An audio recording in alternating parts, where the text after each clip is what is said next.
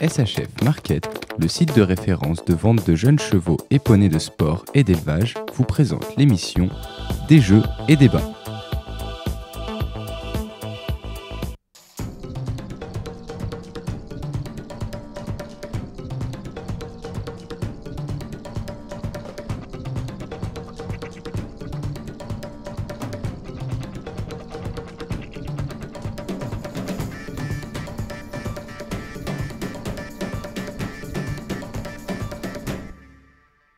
Bonsoir à tous, des jeux et débats, c'est comme tous les soirs jusqu'à 20h sur Normandie TV et cavadeos.com. On est ensemble pour une heure de sourire, de délire je pense. On ne sait pas vraiment ce qui va nous arriver ce soir.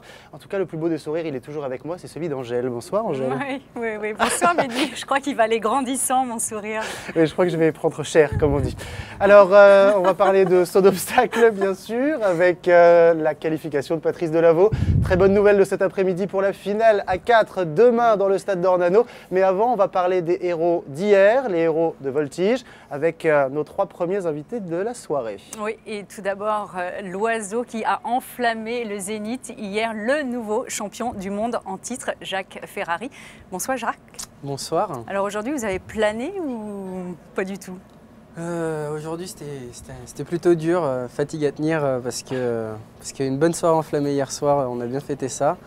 Avec Nicolas et puis toute l'équipe. Mais en tout cas, voilà, c'était fort en émotion, ça continue. On en profite encore un petit peu avant que le CSO nous recouvre un petit peu. Mais voilà. Non, mais on va d'abord parler de Voltige avec un deuxième invité.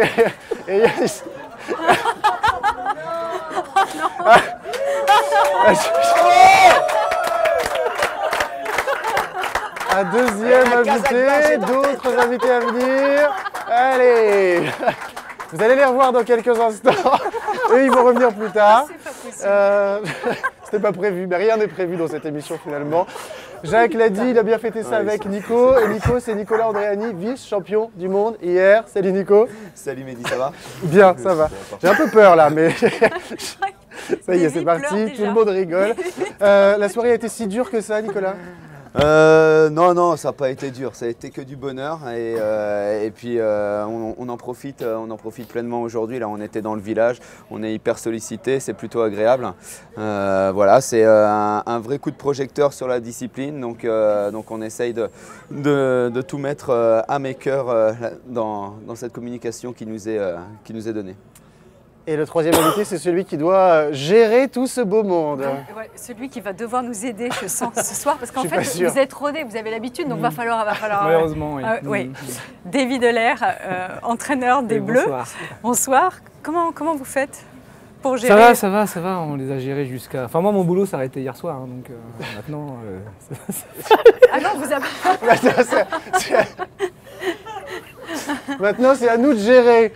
Bon, il n'y a pas eu 2 médailles en voltige, il y en a eu 3 parce qu'on a bien fini la soirée hier avec la médaille de bronze de l'équipe. Est-ce qu'on les fait rentrer? Oui, on les fait rentrer. J'ai l'impression qu'ils sont impatients. Allez, lâchez les lions, venez tous. Allez, venez, toute l'équipe de France de voltige. Médaille de bronze hier, applaudis sur le plateau.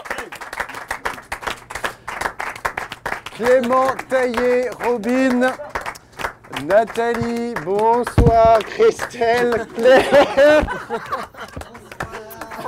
Denis, Anthony, Vincent Enel aussi qui courait en individuel, salut tout le monde. Allez, installez-vous comme vous voulez. Je ne sais pas, là. T'es dans la fusée!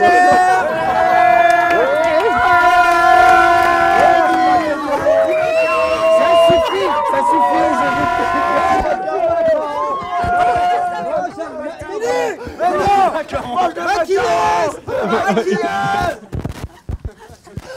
J'en peux plus. Angèle, tu prends le relais, j'en peux plus. Vas-y, c'est bon. Angèle, tu prends le relais. Ça y est? Ils sont posés? Ouais, bien, on est prêts là. Pas encore. Ça va? Salut Angèle. Bonjour Rémi. Vas-y, fais ton. Ouais. On s'en fout, il y a la médaille. Bon, C'est vrai? Qui n'a pas dormi d'abord? Qui a je pense qu'on est un peu près... qui a dormi, c'est plus ça la question. Ouais.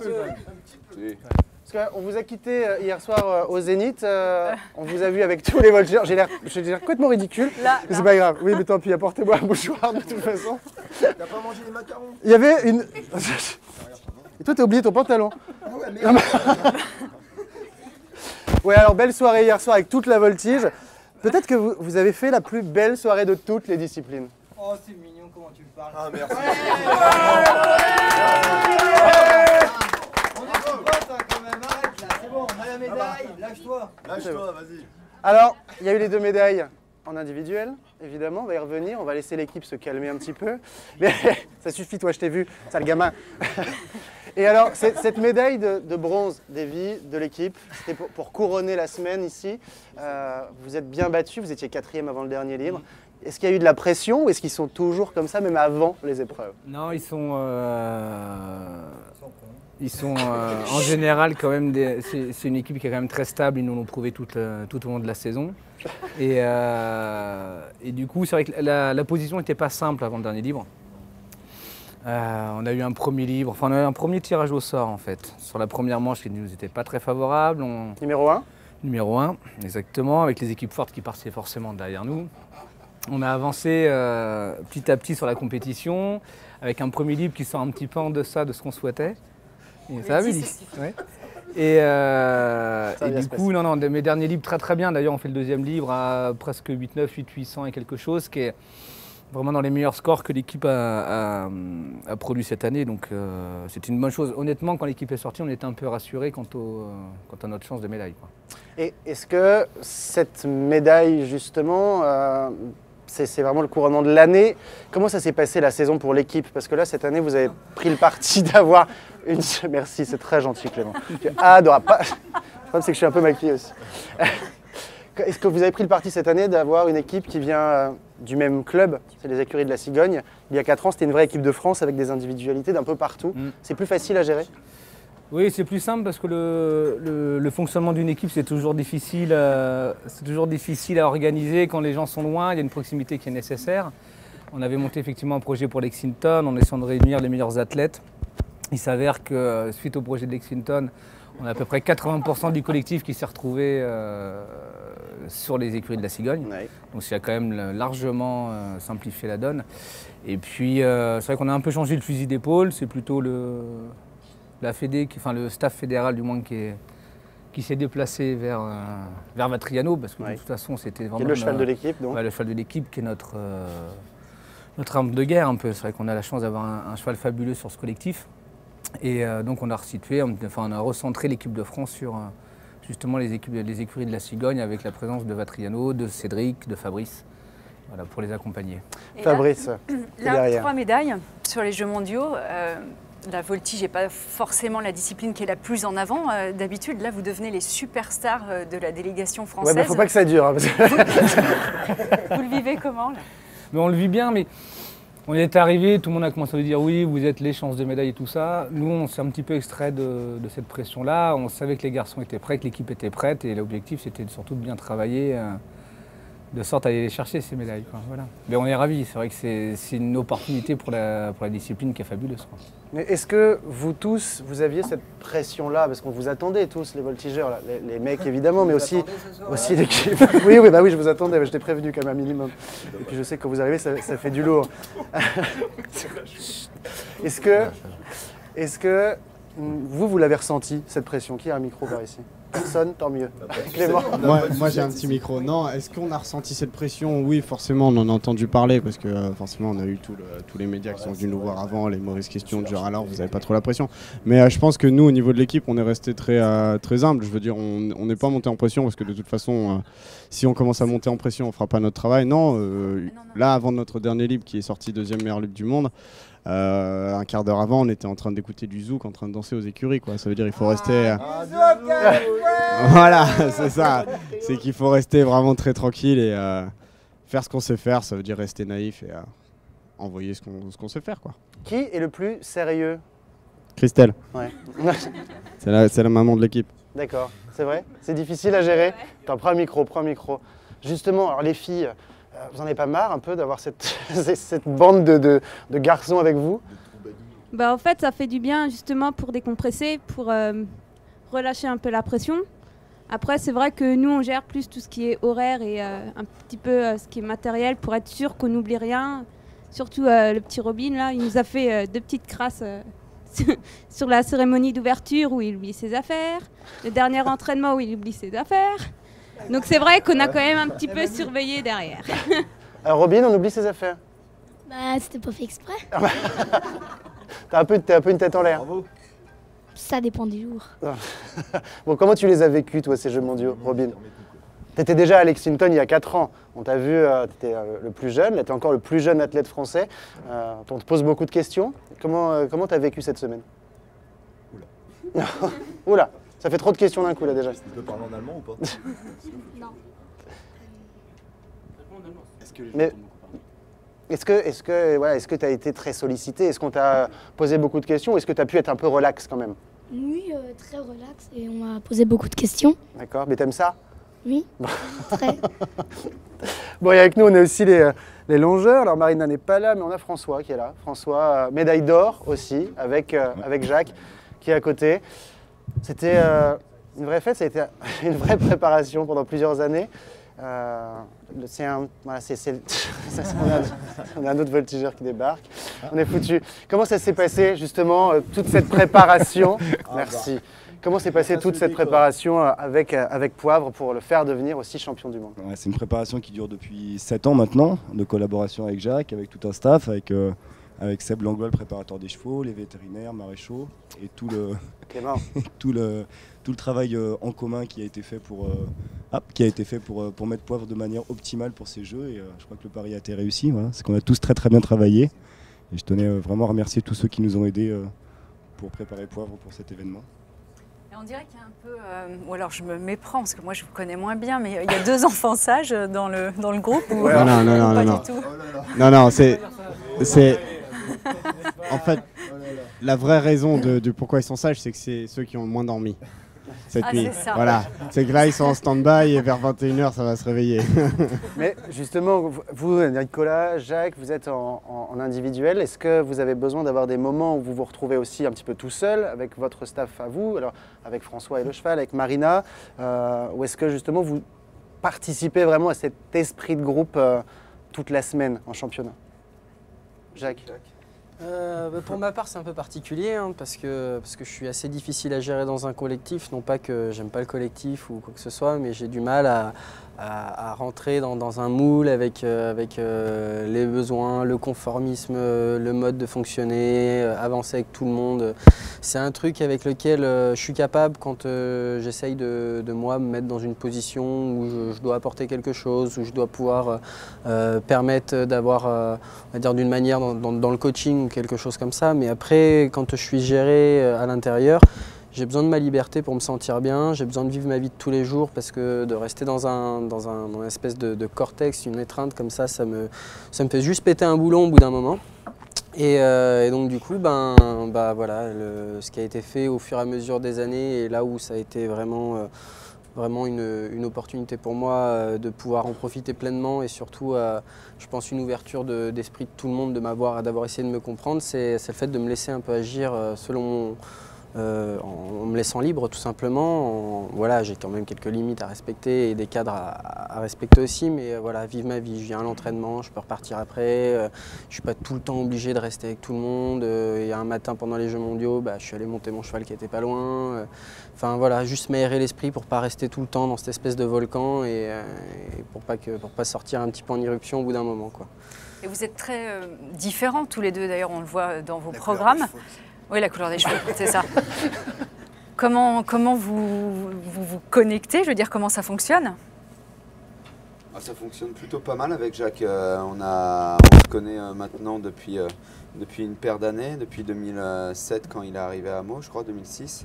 Et puis c'est vrai que quand il y a eu cette passation qui a commencé à se faire, c'était un petit peu dur de voir le petit poussé commencer à gravir les échelons et puis commencer à me dépasser. Et puis après, on s'est réunis dans le travail puisqu'on bosse ensemble dans une compagnie spectacle qu'on a montée qui s'appelle Noroc.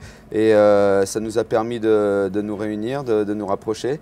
Et puis voilà, maintenant, je pense qu'on a chacun notre place et je trouve que même au sein du groupe, on est complémentaires. Je me rappelle que 3 semaines avant les Jeux, Jacques était en train de me donner des conseils au tonneau. Donc, je veux dire, il n'y a pas une rivalité vraiment. Voilà, c'est pas l'un contre l'autre. On a avancé ensemble pour ces Jeux et c'était plutôt cool. Dans les programmes, il y a aussi une vraie différence des vies entre Jacques et Nicolas dans la façon de construire les programmes. Vous les laissez faire un petit peu à leur sauce par rapport à leur personnalité ou vous encadrez tout ça justement avec le staff? On travaille un peu de façon différente, mais c'est pas propre à Nicolas ou Jacques d'ailleurs. C'est dans le fonctionnement qu'on a et le fonctionnement du staff vis-à-vis des voltigeurs. On a un cheminement sur la construction des programmes qui diffère complètement de l'un à l'autre. C'est vrai que Jacques est peut-être plus fort de proposition, Nicolas... ils ne partent pas du tout de la même façon. C'est-à-dire que Jacques arrive pratiquement avec un produit fini en général, et Nicolas... Non, mais c'est quoi? C'est que j'achète un Kinder Surprise? Non, c'est pas du tout ce que je voulais dire, mais Nicolas part plus sur une envie, et c'est un travail qu'il réalise surtout avec Romain Bernard, notre chorégraphe. Ouais. Voilà. Et nous, après, c'est vrai que c'est 2 athlètes qui sont très très autonomes sur la construction de leur programme. Après, nous, notre rôle, c'est de s'assurer ce qui est dedans d'un point de vue de la composition pour que les notes rentrent. Et puis, c'est du travail d'éléments particuliers, spécifiques, quoi. Enfin, vraiment de réalisation de figures.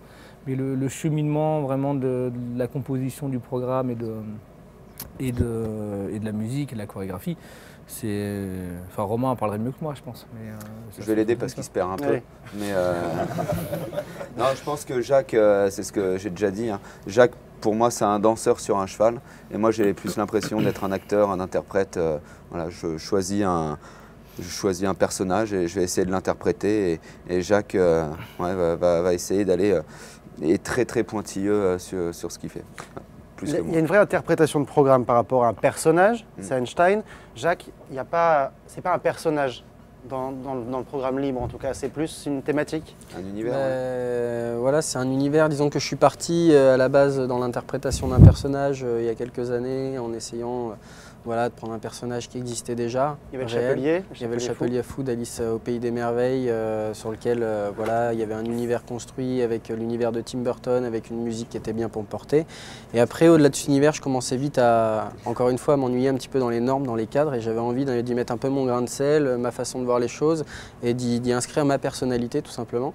Et donc à chaque fois, depuis, j'ai essayé de construire des programmes qui venaient un petit peu de ce que je vivais chaque année, des ressentis que j'avais traversés durant un moment, de quelque chose de plus viscéral, un petit peu plus profond, qui a traversé un peu mon histoire, mon vécu, mon enfance, mon adolescence, et ma façon d'être, mes façons de penser. Et donc après, en faire un personnage, trouver une esthétique visuelle autour, trouver un univers musical. Et puis avec ça, essayer de trouver une morale dans tout ça, un petit peu comme une fable ou un texte. Et donner un univers concret, esthétique, une époque, un lieu, un endroit. Et puis derrière ça se casse un message en fait, tout simplement. Est-ce que l'oiseau s'est envolé hier soir? Pour moi, oui, c'était... C'est un métier, c'est un métier. L'oiseau s'est envolé, disons, sans voilà, c'est une poule. Ça dépend.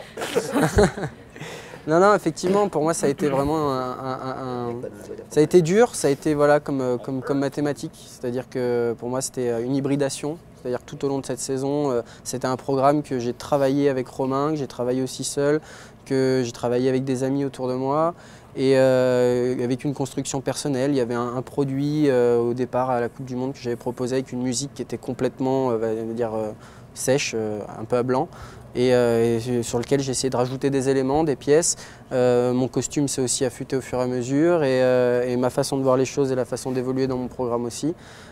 Techniquement, ça a été la même chose, et pour arriver finalement à une hybridation d'un reptile qui se transforme en oiseau pour essayer d'aller vers un envol tout simplement et un lâcher-prise vers la conscience, quoi. Beau programme, en tout cas, bravo. Bravo pour cette médaille d'or, bravo pour cette médaille d'argent, mais vous n'étiez pas tous les deux dans la compétition masculine, parce qu'il y avait Vincent qui est là aussi.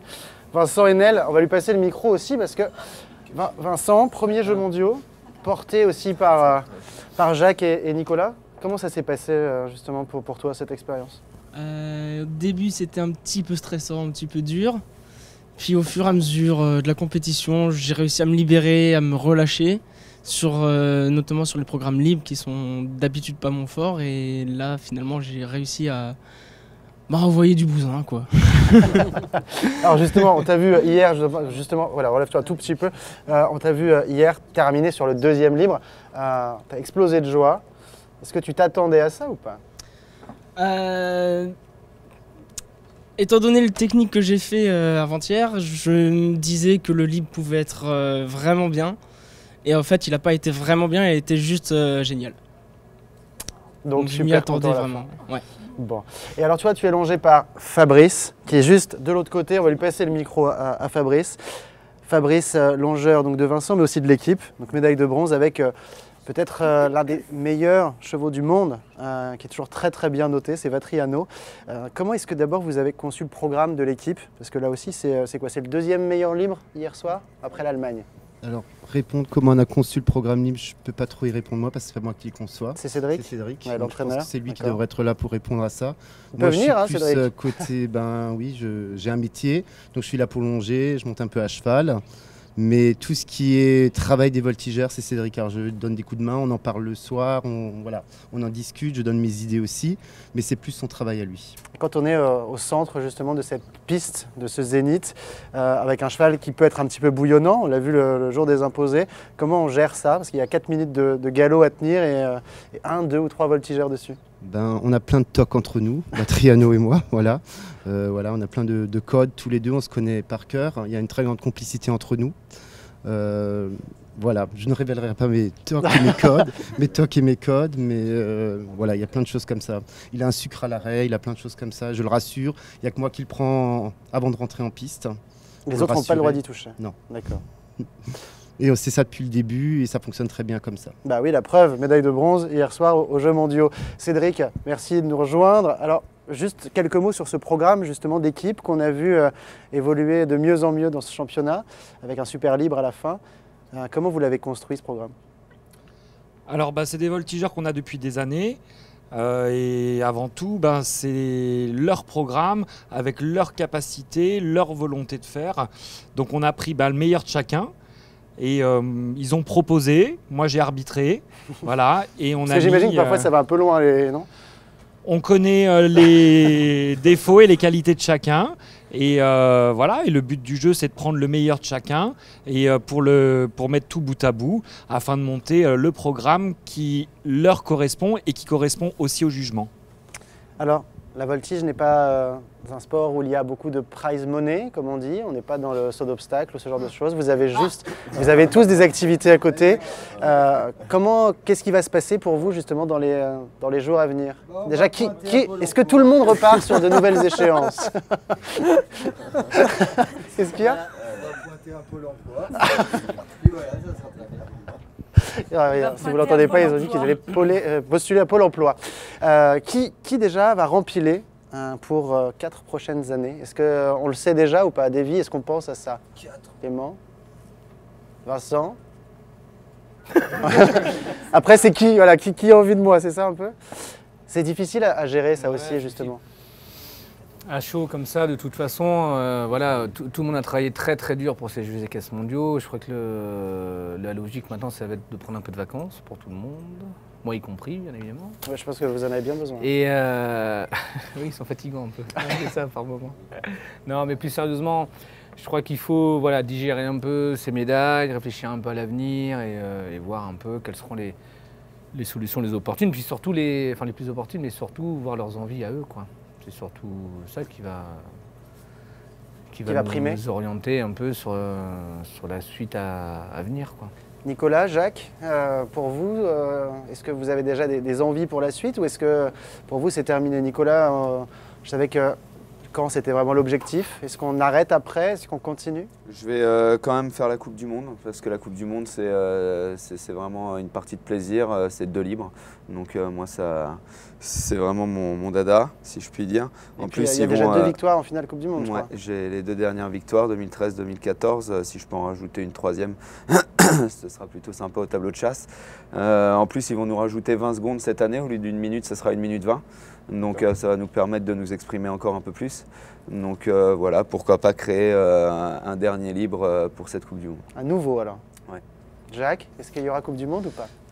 Pour la Coupe du Monde, pour moi, je suis plutôt pas forcément motivé à l'heure d'aujourd'hui parce que j'ai pas mal de projets à côté. Donc en tout cas en individuel, j'ai l'intention de voilà, pas m'arrêter là dans la voltige parce que ça reste une passion et j'ai envie de continuer, mais orienter un peu mon énergie vers le milieu du spectacle et pourquoi pas vers la création d'un projet équipe à plus ou moins long terme dans lequel je pourrais essayer d'un peu, pourquoi pas exprimer mes envies et mes capacités artistiques dessus. Après, c'est pas simple à faire, il va falloir trouver toute une manière de le faire, de l'accompagner, plein de personnes autour, plein de personnes qui voudraient s'intégrer, mais surtout essayer d'aider pas mal de jeunes à monter tout simplement, parce qu'il y a plein de jeunes qui bossent aussi autour dans la voltige qu'on ne voit pas forcément ici et qui ont du talent, plus ou moins, et qui ont de la motivation, et parfois ça fait beaucoup la différence par rapport à ceux qui ont du potentiel à la base et qui ne sont pas forcément bosseurs.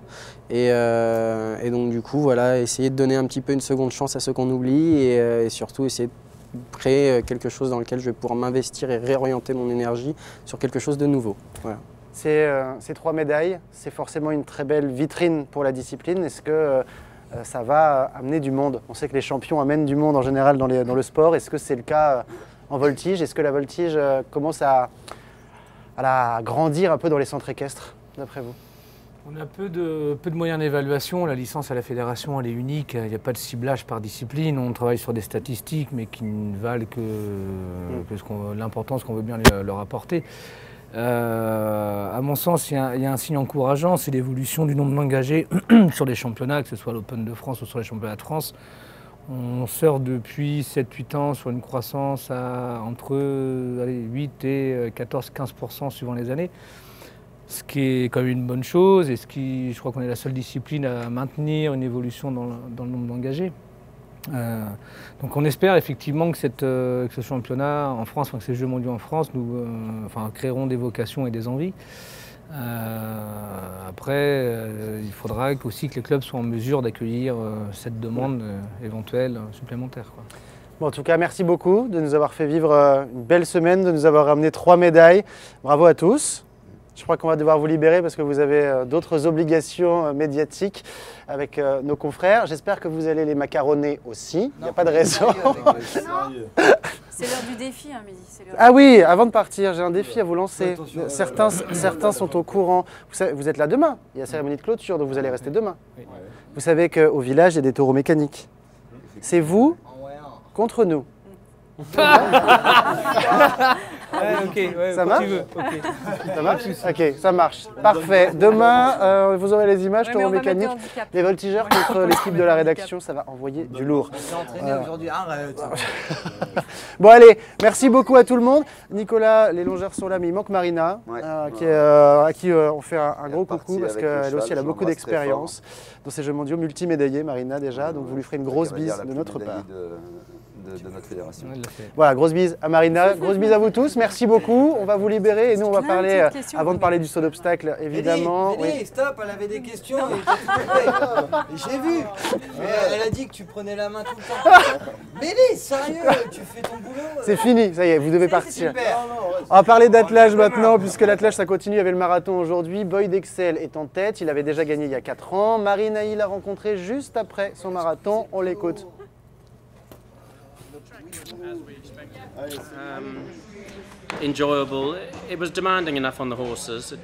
Je suis juste un peu déçu en ce qui me concerne, car j'ai fait 2 erreurs dans l'obstacle 6, ce qui m'a coûté 15 secondes. Sans ça, j'aurais dû être installé confortablement en tête, mais bon, je suis encore devant pour le moment, donc ça va. Je pense qu'on cherche toujours à être dans les 3 meilleurs. Un jour, George Bowman m'a dit que n'importe quelle médaille était une bonne médaille. Donc on cherche à être sur le podium, et si c'est votre tour de gagner, c'est que c'est votre tour. Nous avons un super camp de base, les écuries sont très bien, les douches aussi, donc ils font du bon boulot pour nous. Demain matin, ils allument des lumières exprès pour les compétiteurs qui veulent venir avant 7 h du matin.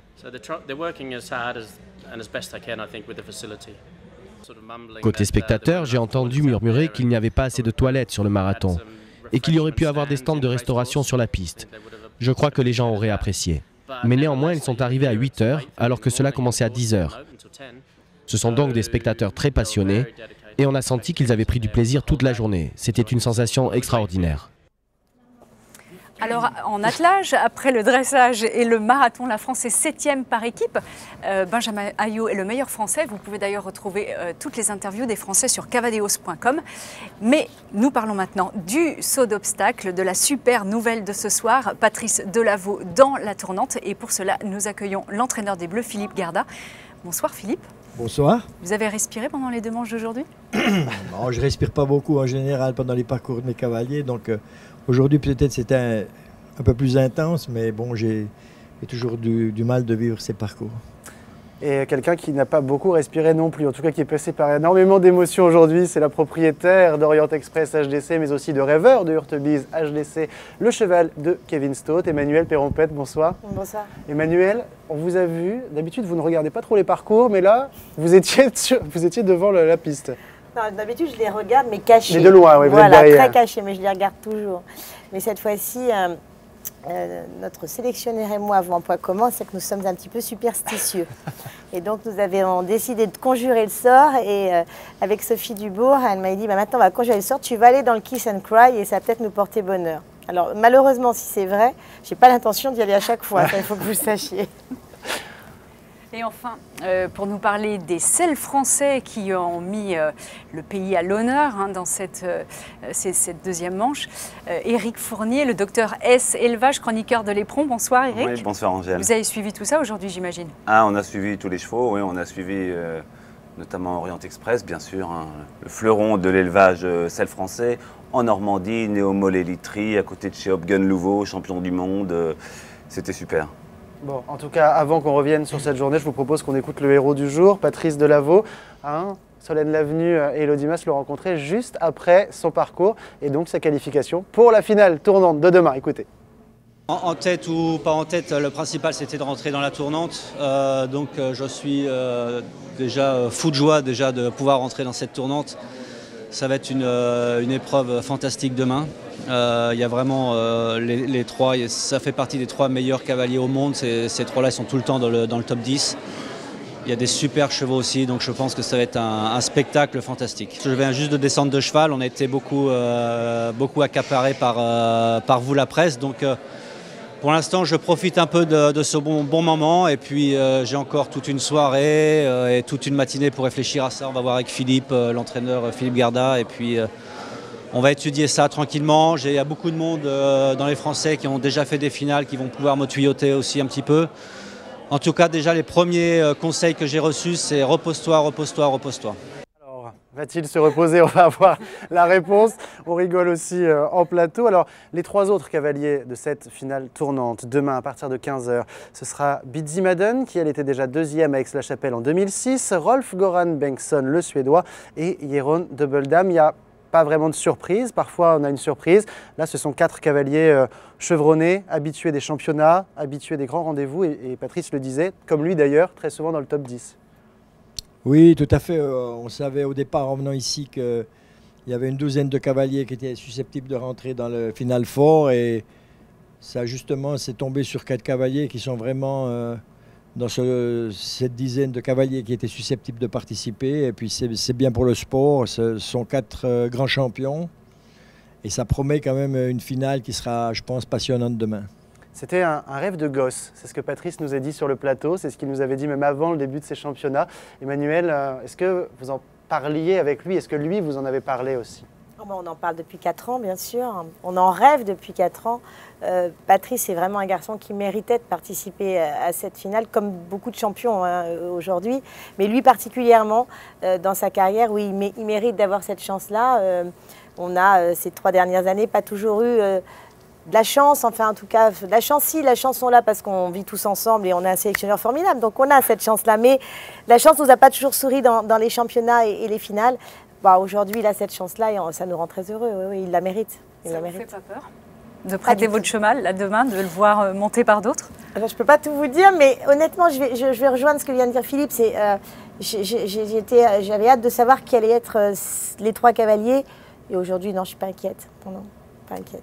Alors, on va quand même vous demander des nouvelles de Pénélope, qu'on a vu chuter sur la piste cet après-midi, de la nouvelle de Flora aussi. Est-ce que tout le monde va bien ce soir, d'abord? Oui, je crois qu'on peut rassurer tout le public, c'est que Pénélope avait été tout de suite bien et Flora en a eu peur un moment, mais parce que moi, en plus de ça, je devais rester parce qu'il y avait Patrice qui passait après, mais j'avais vraiment peur qu'elle se soit fait mal à la réception de la rivière. Mais tout s'est bien passé, la jument est bien, elle est déjà repartie dans ses écuries à elle, donc tout se passe bien et le vétérinaire était vraiment confiant que même si c'était encore à chaud, que peut-être demain il y aura plus de courbatures, mais c'était bien. Pour la chute qu'elle a fait, c'était vraiment bien. Et qu'est-ce qui s'est passé? Comment elle l'a analysé, Pénélope?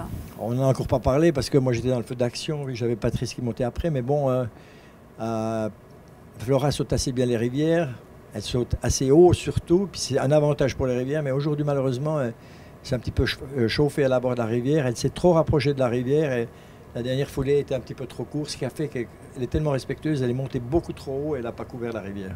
En tout cas, c'est une très belle équipe de France que vous nous avez amenée ici, Philippe. 4 cavaliers, un réserviste, vous. On vous a vu très soudés pendant toute cette semaine. Évidemment, il y a eu cette médaille par équipe. Est-ce que cette médaille par équipe, c'est la plus belle des médailles? Pour un sélectionneur, avoir une médaille en équipe, c'est toujours magique. Ah ben bien sûr, j'entends... je suis le plus grand supporter peut-être de Patrice, mais j'entends ce qui compte pour un sélectionneur, c'est vraiment la médaille par équipe. Hein, c'est la première chose, parce qu'en plus de ça, ça se reflète sur toute la fédération. Tout le monde en profite. C'est un bien pour le sport hippique en général, pas seulement pour le jumping. Après, c'est sûr qu'on en avait parlé avant tout, déjà en concertation, quand on était à l'entraînement. Alors j'avais quand même 3 chevaux qui n'avaient jamais fait de championnat, même si j'avais de très bons cavaliers dessus. Et j'avais bien dit que notre première importance, enfin l'importance primordiale qu'on avait, c'était se qualifier pour les Jeux de Rio. Et ça, c'est c'est dans l'épreuve par équipe qu'on peut le faire. Hein. On a beau en avoir 2 dans la finale tournante, on ne se qualifie pas pour les Jeux Olympiques. Une fois ce but-là atteint, en plus avec une médaille, alors après, je leur avais bien dit, ne vous focalisez pas là-dessus, parce que si on est bien par équipe, il y en a 1 ou 2 qui auront une chance pour l'individuel. Mais dans ma tête, c'était quand même assez clair que personne d'autre, enfin, lui il le savait, mais j'entends personne d'autre dans ma tête voulait rentrer dans les 4 derniers, à part Patrice, parce que pour les autres, c'était quand même plus compliqué, surtout qu'ils avaient déjà du retard. Donc c'était vraiment compliqué. En tout cas, les 4 étaient qualifiés quand même dans les 30 meilleurs de ce championnat. Ils étaient tous au départ. Aujourd'hui, on va écouter Simon Delestre. D'abord, on écoutera ensuite Kevin pour parler aussi de Rêveur, qui appartient aussi à Emmanuel et Armand Perrompette. Mais d'abord, Simon Delestre qui a monté ce matin, enfin en début d'après-midi, classique Bois-Margot. Mon sentiment, c'est à la détente, le cheval était bien, il était relâché, j'ai eu une bonne détente. Il est parti bien sur son parcours, il sautait encore très bien jusqu'à ma première faute. Quand il fait 4 points sur le faux auxerre, un peu dans le tournant, là, ça l'a inquiété un peu, ça l'a contrarié. Il a commencé, après j'ai eu le saut de rivière où j'ai mis un peu la jambe pour vraiment couvrir la rivière. Puis derrière, il est mal revenu et il a commencé vraiment à se raidir dans son galop. Il refait une deuxième faute et c'est vrai qu'après, il était énervé, il était chaud, mais je pense que tout ça est vraiment dû à la fatigue accumulée depuis le début du championnat. Et du coup, il s'est vraiment désorganisé, je dirais. Et on écoute maintenant les impressions d'un autre coéquipier, donc Kevin Stott avec Rêveur de Hurtebise. Le cheval était encore bien, même si je le sentais un peu fatigué à la détente. Il a fourni, à mon avis, beaucoup d'efforts dans le début du parcours, surtout dans le triple. Et la grande courbe avant la dernière ligne, à mon avis, il a un tout petit peu baissé les bras. Et du coup, voilà, 2 fautes à la fin. Enfin, surtout bon, le dernier, je pense que s'il n'y avait pas eu de faute avant, peut-être que je serais resté un peu plus concentré. Mais c'est vrai qu'il a donné tellement d'efforts tout au long du championnat. C'est la première fois qu'il répète les parcours aussi régulièrement. Donc voilà, je ne peux pas lui en vouloir, mais je pense qu'il y a un tout petit peu d'efforts fournis dans le triple surtout. Et du coup, voilà, un peu de relâchement à la fin. Pénélope va bien, que ce soit elle ou la jument. Enfin, pour l'instant, en tout cas, ça va. Mais bon, j'ai juste été la voir en sortie de piste, il faut voir à froid comment ça va se passer. Emmanuel, ça a été le même stress de suivre Rêveur et Kevin. Vous étiez dans le Kiss and Cry aussi ou... Ils m'ont condamné 2 fois aujourd'hui. 2 fois aujourd'hui. Ils m'ont condamné 2 fois, oui. Oui, tout à fait. Et moi, j'ai eu autant de bonheur dans le parcours de Rêveur que dans celui d'Orient. Je trouve qu'il a fait des choses très belles. Je trouve que ce parcours a été formidable. Effectivement, il a manqué un petit peu d'énergie sur la fin. Je trouve que le couple s'est trouvé de mieux en mieux tout au long de ce championnat. En tout cas, Kevin, ce soir, est très content de son cheval. Et j'espère qu'il nous montrera encore plein de bonnes choses dans l'année qui vient. Mais je crois qu'il y a quelque chose qui s'est passé de formidable entre ces deux-là aussi aujourd'hui. Voilà. C'était le premier championnat pour plusieurs chevaux dans cette équipe. Mais c'est vrai que c'est de bon augure pour la suite. Avant qu'on revienne à Patrice et à la tournante, ça fait plaisir aussi de voir que ces chevaux-là, vous allez pouvoir compter dessus dans les années à venir. J'espère, et j'espère encore en avoir plus que ces trois-là, parce que vous avez vu déjà comment s'est opérée la sélection. C'est très difficile. J'entends l'année prochaine, c'est de moindre importance, parce que c'est un championnat d'Europe pour nous qui ne sera pas qualificatif. Donc, ce sera peut-être l'occasion de faire des essais. Je ne sais pas encore, c'est trop tôt pour parler de ça. Mais on doit quand même travailler dans l'optique de Rio et puis penser qu'il faudra des forces vives et des chevaux quand même qui auront du métier, mais pas trop âgés, parce que ça va être un long déplacement, on va être longtemps là-bas, ça va durer un mois, ça sera pénible et il faut déjà un petit peu essayer d'anticiper puis de savoir quels chevaux vont rentrer en ligne de compte. Bien sûr que ces trois-là, je vais compter dessus et puis il y en aura d'autres, j'espère. Parce qu'on ne veut pas aller au bout avec 4. Ça, on l'espère aussi, évidemment, que cette équipe va s'étoffer au fur et à mesure. Alors demain, ce sera le dernier jour de ces Jeux équestres mondiaux. Il y a 4 ans, Philippe Garda, vous étiez sélectionneur d'une équipe belge, médaille de bronze par équipe, et Philippe Lejeune devenait champion du monde en individuel. Comment se gère cette journée, ou d'abord peut-être la soirée de ce soir? Bon, la soirée de ce soir, c'est différent aussi d'un cavalier à l'autre. Patrice, on l'a mis dans le rouge depuis 15 jours parce que Patrice est quelqu'un qui n'aime pas se lever de bonne heure. Et puis là, on s'est levé vraiment de bonne heure depuis 15 jours. Donc ce soir, demain matin, il va dormir un petit moment un peu plus longtemps que d'habitude. Enfin, que les derniers 15 jours. Ce soir, il va faire, on en a déjà parlé en vitesse, en sortant de la réunion qu'on a eue pour le tirage au sort. Et je lui ai dit que ce soir, c'était sa soirée comme il la voulait. C'est lui qui décidait s'il voulait manger un tout petit comité, un plus grand comité. C'est lui qui va décider. C'est quand je vais quitter ici vos studios qu'on saura exactement ce qui va se passer pour la soirée de ce soir. On va regarder encore 2-3 parcours, mais on ne va pas se focaliser là-dessus. Et après, il faut qu'il boive un bon verre de vin rouge et bien dormir. Alors justement, vas-y, je parle. Et demain, je veux dire, le moment venu, va falloir enchaîner les 4. Vous avez une méthode, des secrets? Qu'est-ce que vous allez lui dire? Si tu en as, il ne faut pas les donner ce soir. Non, déjà, ça reste entre nous. Ça. Déjà, je ne vais pas les donner comme ça. Mais c'est sûr que Patrice, on ne va pas le mettre demain, on va le mettre le plus tard possible dans la finale. Il y en a un ou deux, je les connais, ils vont être dans leur finale depuis demain matin à 6 h. Patrice, j'aimerais bien que ça commence entre 9 et 10, puis qu'après ça, on monte gentiment. Après, il va venir monter son cheval. Mais je ne voudrais pas qu'on soit là trop tôt, pas qu'on reste trop longtemps. Il faut vraiment que... C'est un garçon qui a plus d'expérience que les 3 autres que j'ai, qui est un petit peu plus âgé. Donc, c'est sûr qu'on peut le gérer différemment qu'un garçon qui serait plus fébrile, qui serait plus jeune, qui ne pourrait pas dormir cette nuit. Mais lui, je suis sûr, il va très bien dormir. Bon, il va arriver un petit peu de médaille, mais après...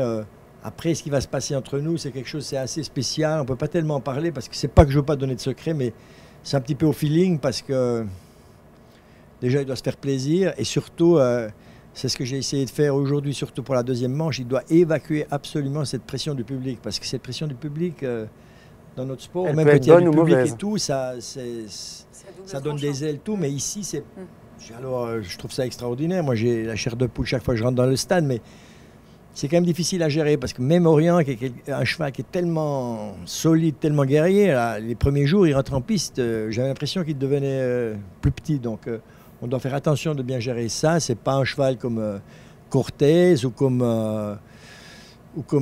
Casal La Silla. J'entends, c'est différent, c'est un petit peu différent, mais j'entends, pour moi, je dis toujours que le champion du monde, c'est celui qui a gagné ce soir. Donc, pour moi, ce serait Patrice, le champion du monde. Demain, mon champion du monde de cœur, de toute manière, c'est Patrice. C'est lui qui a gagné.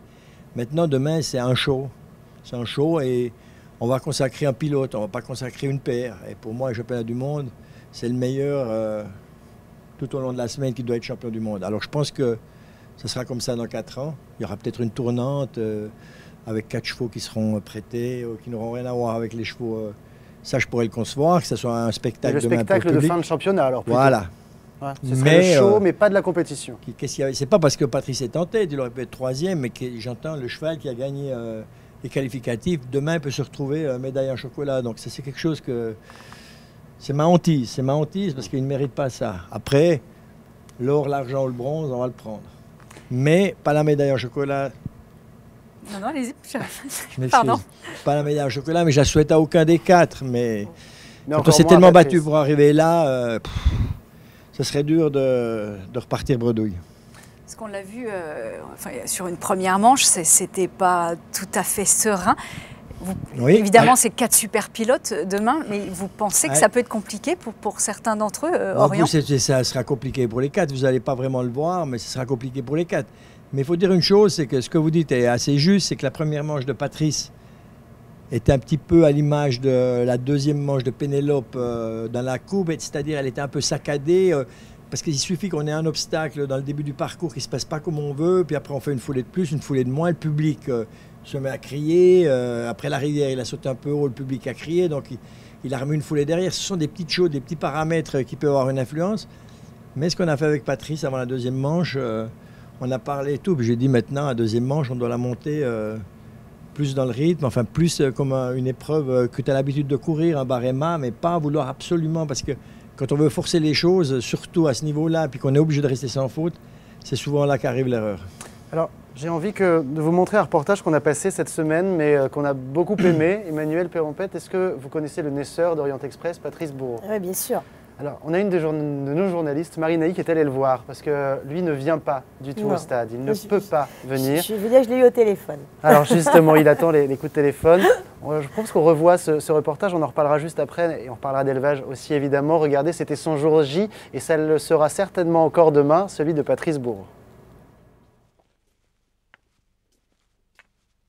Il est le premier homme à avoir approché Orient Express. C'est dans ce box que Patrice Bourreau a fait naître le crack. C'était un petit papa, un gros sac. Gros sac, mais avec quand même un peu de patate. Il était très bonhomme dans son allure, mais très vif dès qu'on commençait à s'occuper de lui. À 7 ans, il vend son cheval au haras des Coudrettes. Depuis, il suit la carrière du cheval de près, mais il refuse de se rendre sur les terrains de concours. Alors qu'Orient Express court l'échéance la plus importante de sa carrière, Patrice lui préfère passer sa journée avec ses poulinières. Placé de groupe. Je ne veux pas dire que c'est pas une journée particulière parce que j'ai un peu les boules quand même. Je voudrais pas d'ailleurs que ce soit tous les jours comme ça. C'est sans doute pour ça que je peux pas aller au concours. Je peux pas vivre cette pression-là. Je peux pas. Voilà, c'est pas très fort, j'en conviens. Mais je peux pas. J'ai déjà le bruit des barres dans les oreilles. Ça fait pang, tu sais, je t'expliquais. Et je supporte pas, ça me stresse trop. Même si je ferme les yeux, si j'entends le bang, je me dis ça y est, 4. Et du coup, je dis, mais qu'est-ce que tu es venu faire là, quoi? J'arrive pas, ça me gâche toute la fête. Faudrait enlever les barres, en fait, pour que ce soit bien.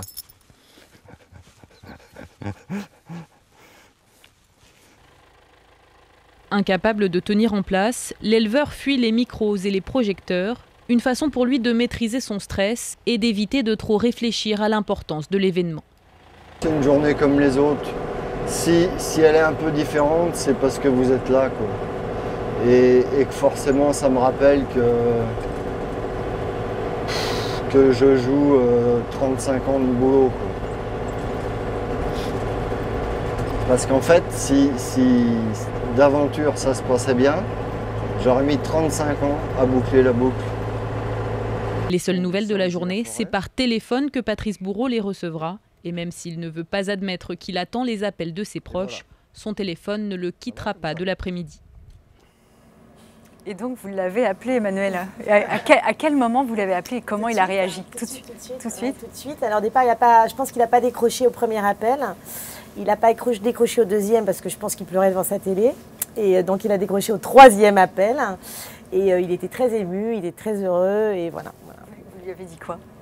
On ne s'est rien dit. Vous avez pleuré? Non, ouais, exactement, ouais, tout à fait.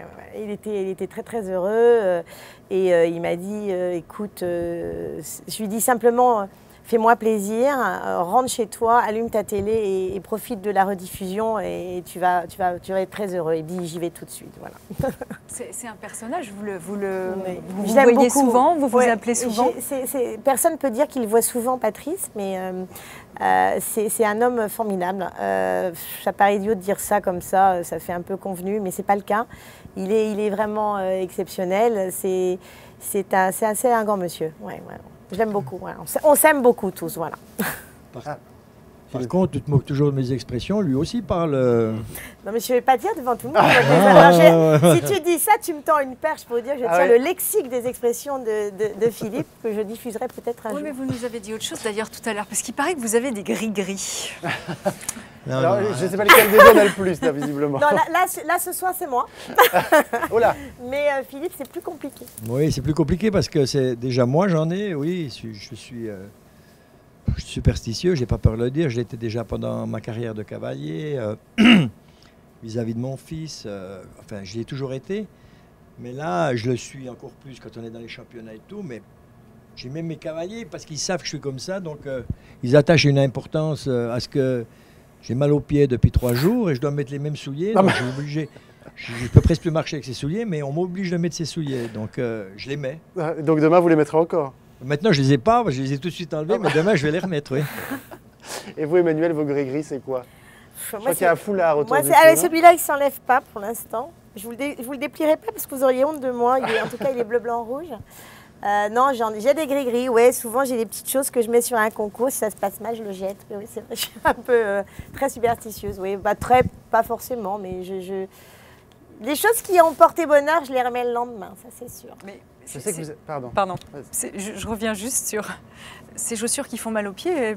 Pourquoi elles ont une valeur particulière en tant que gris-gris? Parce que j'avais mal aux pieds pendant la Coupe des Nations. Je vais tout raconter. Et je suis allé changer de chaussures. Et puis tout d'un coup, Patrice est arrivé, il nous a fait un sans faute, il nous a relancé. C'était le premier soir. J'ai dit, putain, j'ai mal aux pieds, mais avec ceux-là, j'ai encore plus mal, mais au moins il a fait un sans faute. Alors, le lendemain, ils m'ont tous dit, tu remets les mêmes souliers, donc je l'ai fait. Parce que je suis comme ça, mais bon. Les chaussures à sans faute. Il va falloir les mettre tous les week-ends. Ah non, je les ai déjà mis où on a fait des fautes. Hein. Bon, en tout cas... Aujourd'hui, il n'y a pas que Patrice qui a sauté, puis j'ai eu les souliers pendant toute l'épreuve quand même. Bon, c'est vrai. Alors, elle porte chance à Patrice, en tout cas. Donc, demain, en tout cas, on les garde. Emmanuel, vous êtes évidemment passionné d'élevage aussi. Je sais que vous élevez beaucoup. Eric, vous nous disiez que Orient Express était le fleuron de l'élevage selle français, le seul selle français des 4 chevaux de la finale demain. On a vu 4 chevaux selle français, je crois, dans les 30 derniers là aujourd'hui. Le selle français se porte bien, de manière générale? Plutôt bien, il a eu du succès, il a été très observé par tous les Français, par tous les Normands pendant toute la semaine, à commencer à tout seigneur, tout honneur par Orient Express, né chez Patrice, un éleveur qui a eu tous les grands étalons du selle français chez lui, à commencer par Papillon Rouge, Rion d'Anzex, Laudanum, dont on retrouve la trace dans Quickly de Kresker aujourd'hui, Diamant de Sémilly, Laudanum, c'est tout simplement magique comme papier, comme croisement. Je pense à Prince de la Mare, qui est un cheval qui a été très en vue, qui a ouvert la journée pour la Colombie aujourd'hui avec Carlos Lopez, qui renvoie à Espoir de la Mare, champion du monde en 2002 à Rérez, avec Jean Teller. Donc là, on a eu un focus sur toutes les grandes origines du studbook selle français. Et puis si j'étais un brin provocateur, je dirais même du studbook anglo-normand. 100% selle français à 4 générations. Et là, Prince de la Mare, Orient, Quickly de Kresker, c'est superbe. Je pense aussi à Nino qui a une souche exceptionnelle, l'affixe du Prolet. Nino des Buissonnet, c'est le cheval de Steve Gardner. Qu'on retrouve chez Vivant notamment, un cheval qui concourait pour l'Ukraine, avec un père Fuego du Prolet. Donc il y a eu plusieurs éclairages là, toute la semaine sur le selle français et je pense que ça va inciter pas mal de gens à se recentrer sur l'essentiel. Orient est étalon, il va y avoir de la demande. Oui. Et alors? Est-ce que c'est possible? Eh ben non. Eh ben voilà, la réponse elle est claire. Non, c'est pas ça, c'est que j'ai certainement tort et je déçois certainement beaucoup d'éleveurs, mais je trouve que dans la carrière d'un cheval, il y a des étapes. Qu'aujourd'hui, voilà, on a fait un choix avec mon mari qui était de dire on a ce cheval-là pour le sport. Je pense peut-être à tort que, en tout cas lui, je n'ai pas envie de prendre le risque qu'il ait 2 carrières en même temps, pas en ce moment. Je disais toujours à Patrice, toi tu l'auras pendant 10 ans, moi je l'aurai pendant 20 ans de plus que toi dans mon jardin. Je pense que ça sera le temps à ce moment-là de faire ce qu'il faut. Voilà, j'ai un engagement vis-à-vis de Patrice, vis-à-vis de ses éleveurs. Il faut savoir que Patrice Bourreau, c'est un échange que j'ai avec Patrice. Et Patrice est le premier à me dire, mais tu as raison et ne lâche pas. Et fais d'abord de ce cheval-là, je vais vous le dire, un champion du monde. Voilà. Alors le problème, c'est que si c'est fait, on va me dire, bon bah alors maintenant. Je dis non, il est encore trop jeune pour ça. Enfin, je ne dis pas qu'on n'en fera pas du tout, mais ce n'est pas notre priorité encore aujourd'hui. Bon alors, on verra bien ce qui va se passer demain. C'est un peu, parfois c'est un peu la loterie, cette finale tournante. En tout cas, il est champion du monde après tous les parcours. C'est lui qui a été le meilleur après tous les parcours jusqu'à ce soir. Et donc, il mériterait déjà un titre de champion du monde. Philippe, rapidement, parce que c'est la fin de l'émission, qui il va y avoir sur la piste demain? Parce que vous restez sur la piste pour changer les chevaux. C'est la spécificité aussi de ce spectacle. Alors, pour l'équipe de France, il y aura Jennifer, qui est la groom d'Orient Express, qui sera à mes côtés. Je pense qu'il y aura... je ne pense pas dévoiler un secret maintenant. Je pense qu'en principe, il y aura Kevin avec nous. Parce qu'on n'a pas le droit d'être plus... C'est 3 personnes par cavalier. Et on a pu voir certains chevaux comme Shutterfly qui ne vivaient pas très bien la chose. Orient, il se présente comment pour ce genre de choses à votre avis? Est-ce qu'il est plutôt placide ou ça va être un petit peu compliqué pour lui? Non, ce ne sera pas Shutterfly. Non. Orient Express, quand on descend, il est plutôt calme. Bon, demain, ça sera un peu un contexte différent, mais ici, ils nous ont promis, ils vont faire une grande place.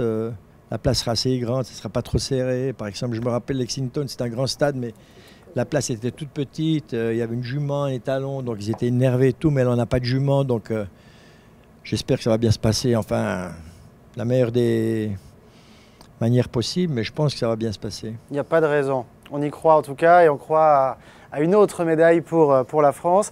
Alors je vous propose qu'on se quitte avec d'autres sourires. On en a déjà eu quelques-uns dans cette émission, avec vous, avec les voltigeurs. Je vous propose qu'on finisse l'émission avec notre rubrique de selfie. Vous nous en avez envoyé, on en a reçu, on en a fait entre nous. Regardez, la régie va les envoyer. C'est parti avec la petite musique qui va bien. Rodrigo Pessoa qui s'est prêté au jeu avec Gauthier Baudouin, ça c'est sur le village. Les voltigeurs, Jacques Ferrari et son longeur, François Attiman, les champions du monde de voltige. C'était hier au Zénith. Jacques Ferrari toujours, Jacques Ferrari qui a été très sollicité par Elodie et Léa notamment, qui travaillent à la presse ici dans ces Jeux équestres mondiaux. Après Jacques, Nicolas Andréani avec Daniel, Léa, Anne-Claire et Elodie. Et des supporters que l'on connaît bien, bonjour à eux, dans les tribunes. Allez, les Bleus nous ont-ils envoyé avec leurs selfies. Demain, ce sera la dernière, donc si vous voulez nous envoyer vos selfies, n'hésitez pas, desjeuxetdébats@gmail.com. Emmanuel, je ne sais pas si vous aurez vraiment le temps de nous envoyer un selfie.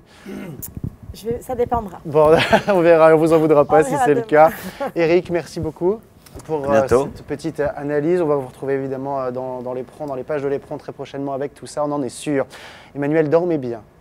Hein? Je vais essayer. Philippe, très bonne soirée à vous. Alors que vous voyez Patrice ou pas, voilà, soutenez-le de notre part. Un grand bonjour à toute l'équipe de France aussi et encore bravo déjà pour cette belle médaille d'argent et rendez-vous demain pour une autre médaille. Merci. Angèle, à demain. Oui, le programme. Allez, le programme. La tournante, oui, allez-y, monsieur, j'ai encore du macaron dans l'œil. La tournante de saut d'obstacle donc au stade d'Ornano à 15 h. L'attelage, c'est la maniabilité. Dernière partie, c'est la médaille d'attelage demain soir. La prairie, 8 h dès demain matin. Et si vous voulez profiter du village, c'est la fermeture à 18 h pour ce dernier jour. Donc début de journée, mais pas fin de journée cette fois. Ah là là, c'est triste, plus qu'une journée dans ces Jeux équestres mondiaux ici à Caen, une journée en tout cas qu'on va vivre pleinement et qu'on vous fera vivre demain pour la dernière des Jeux et Débats. Rendez-vous à 19 h sur Cavadeos et Normandie TV. Ciao à tous, bye bye.